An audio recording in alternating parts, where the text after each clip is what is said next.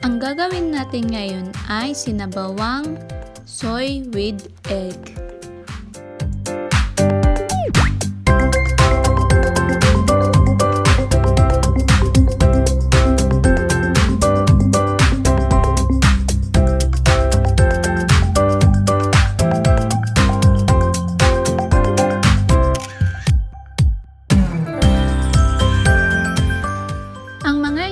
Na kailangan natin ay spring onion, chili, onion, egg, soy sauce, brown sugar, water, sesame oil, and sesame seeds and oil.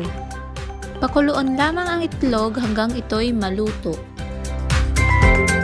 Pakuluan lamang ang itlog hanggang 10 minuto. Luto na ang itlog, palamigin lang natin ang itlog at buksan ito.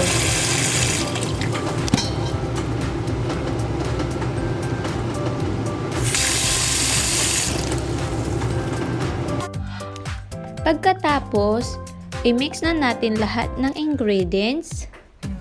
Unahin natin ang asukal na pula. Pagkatapos, ilagay na rin natin ang toyo. At pagkatapos, ilagay na rin natin ang tubig. Lutuin ito at isunod na yung ibang mga sangkap.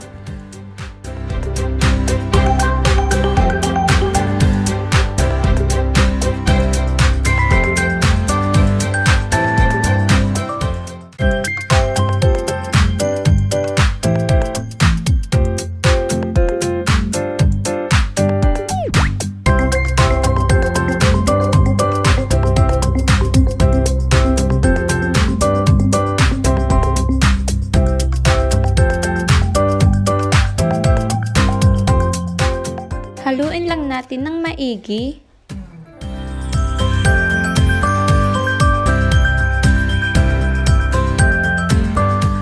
Katapos nating halu-haluin, ilagay na ang 2 itlog na ating niluto kanina.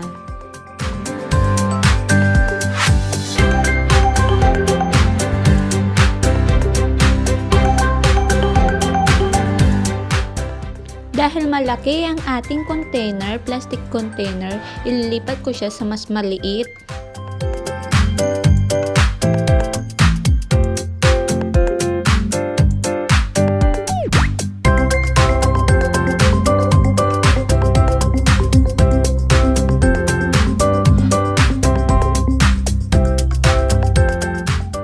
Haluin lang natin ng maigi para maging malasa ang ating sabaw.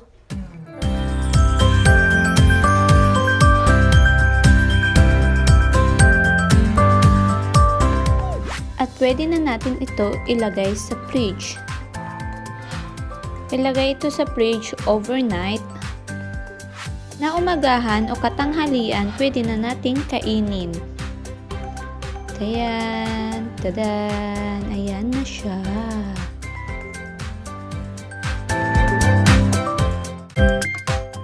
Naglagay din ako ng kamatis sa gilid ng kanin at konting asin.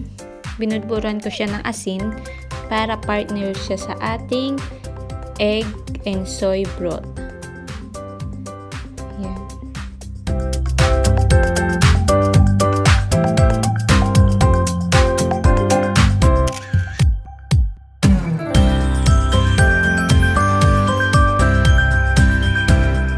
Hatiin lamang ang itlog at ilagay na rin natin ang sesame oil at sesame seeds.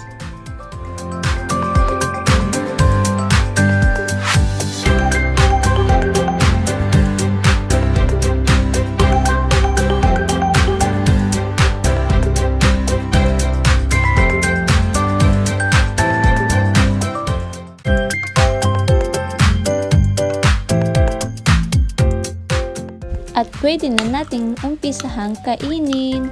Enjoy! Salamat po sa panonood!